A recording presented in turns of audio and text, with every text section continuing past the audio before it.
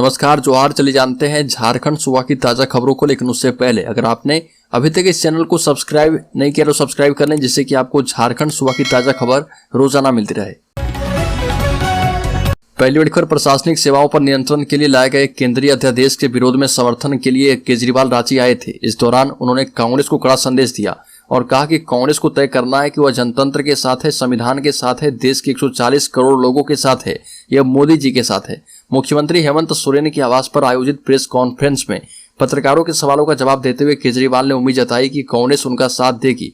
ये भी कहा कि हम कांग्रेस से बात कर रहे हैं, मिलने का समय मांगा है, अभी हमारे पास वक्त है। हेमंत सोरेन ने भी इस दौरान भरोसा दिया कि केजरीवाल जी सभी विपक्षी पार्टियों से मिलेंगे और उन्हें सबका साथ मिलेगा।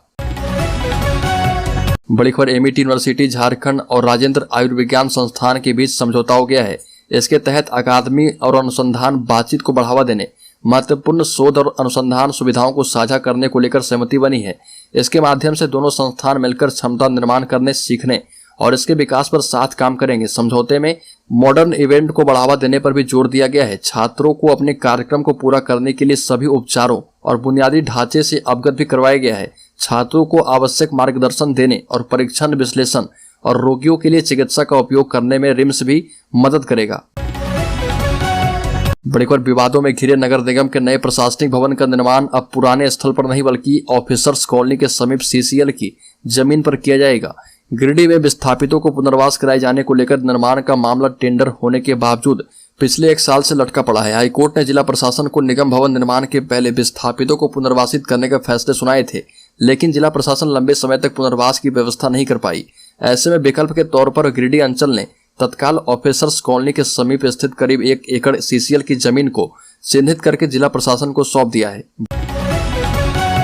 बड़ी खबर, धनबाद में स्मार्ट ट्रैफिक व्यवस्था की तैयारी है। 125 करोड़ से ट्रैफिक और क्राइम कंट्रोल का बनेगा नया सिस्टम। नगर विकास विभाग से प्रस्ताव मंजूर किया गया है। स्मार्ट सिटी रांची की तर्ज पर धनबाद शहर की भी ट्रैफिक एवं क्राइम कंट्रोल व्यवस्था होगी। इस पर तकरीबन 125 करोड़ रुपए खर्च का अनुमान है और यह सिस्टम धनबाद नगर निगम क्षेत्र के लिए होगी, जिसमें धनबाद शहर समेत झरिया, कतरास, सिंदरी आदि शहरी इलाकों में भी इसे शामिल किया जाएगा। व्यवस्था लागू करने के लिए 225 से 250 सीसीटीवी कैमरे लगाए जा सकते हैं। खर्च होने वाली राशि डीएफएमटी फंड से दी जाएगी। जिला प्रशासन ने ट्रैफिक क्राइम कंट्रोल सिस्टम तैयार करने को लेकर झारखंड नगर विकास विभाग को प्रस्ताव भेजा था। डीसी संदीप सिंह ने कहा कि रांची सहित अन्य शहरों में ट्रैफिक व्यवस्था में सुधार किया जाएगा। बड़ी खबर, राज्य के धनबाद जिले में अवैध निर्माण के खिलाफ चला अभियान, तालाब को कराया गया कब्जा मुक्त, अवैध पानी कनेक्शन भी काटे गए। निगम की इन्फोर्समेंट टीम ने पॉलिटेक्निक रोड और कोला कुसुमा स्थित राजा तालाब के आसपास अभियान चलाया। नगर आयुक्त के निर्देश पर एक साथ दोनों स्थानों पर दोनों टीम पहुंची और कार्रवाई शुरू की। राजा तालाब की चारों ओर बांस गाड़कर दुकान बना दिया गया था। निगम ने इस तालाब को बेकार बांध राजेंद्र सरोवर की तर्ज पर विकसित करने का निर्णय किया है। सरकार से योजना स्वीकृत भी हो चुकी है और टीम ने जेसीबी की मदद से तालाब के किनारे बनी 5 दुकानों को ध्वस्त कर दिया। वहीं 5 अन्य दुकानों को अवैध निर्माण हटाने की चेतावनी दी गई है। बड़ी खबर, करीब 2.5 साल पहले दिल्ली एम्स के प्रसिद्ध न्यूरोलॉजिस्ट पद्मश्री डॉक्टर कामेश्वर प्रसाद ने रिम्स के निदेशक के रूप में पदभार संभाला था। तब उन्होंने कहा था कि रिम्स को एम्स की तरह बना देंगे, लेकिन ऐसा नहीं कर पाए। अब जब उन्होंने पद त्याग कर दिया है तो उनका दर्द छलक उठा। कहा कि मुझे दुख है कि सोचकर जो आया था उसे पूरा नहीं कर पाया। रिम्स मेरी माँ की तरह थी, जितने दिन रहा माँ की तरह सेवा की। जब तक इसे सेंट्रल यूनिवर्सिटी की तरह ऑटोनोमस का दर्जा नहीं दिया जाएगा, दखल अंदाजी खत्म नहीं होगी। रिम्स के पूर्व निदेशक कामेश्वर प्रसाद ने कहा कि मैंने रिम्स की कार्यप्रणाली में पारदर्शिता लाने की पूरी कोशिश की, पर सिस्टम से सपोर्ट नहीं मिला बल्कि तनाव ही मिला।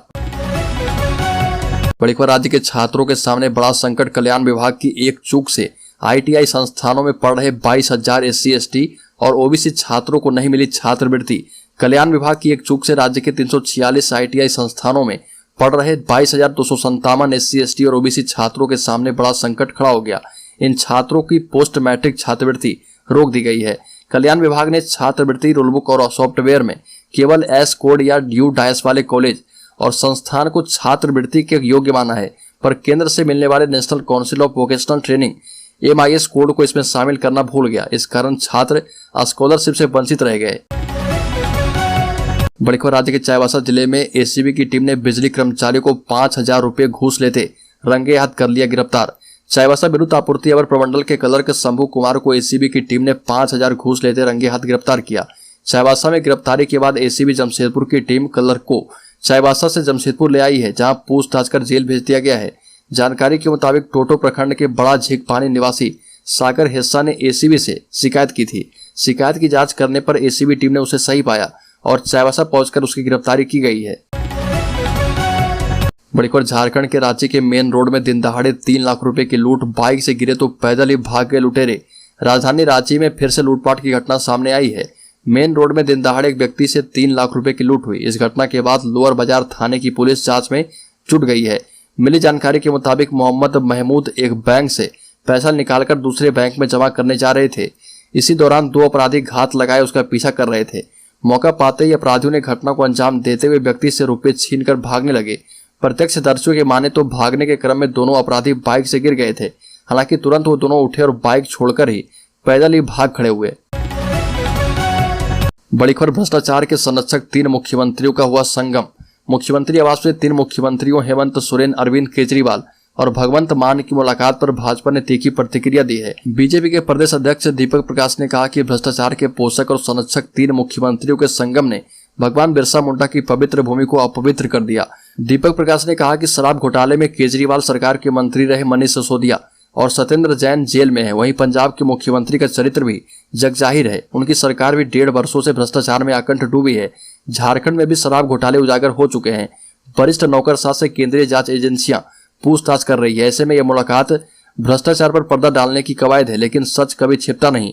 भ्रष्टाचार करने वालों और उसे संरक्षण देने वालों को उसका परिणाम भुगतना पड़ेगा। बड़ी खबर झारखंड में गौरी बनी शबनम, शादी के 8 साल के बाद खुला मुस्लिम पति का चौंकाने वाला राज। झारखंड में आए दिन लव जिहाद के नए मामले सामने आ रहे हैं। एक ऐसा ही मामला अब रांची से सामने आया है, जहां पर शबनम नाम की महिला ने अपने ही पति के खिलाफ मामला दर्ज करवाया।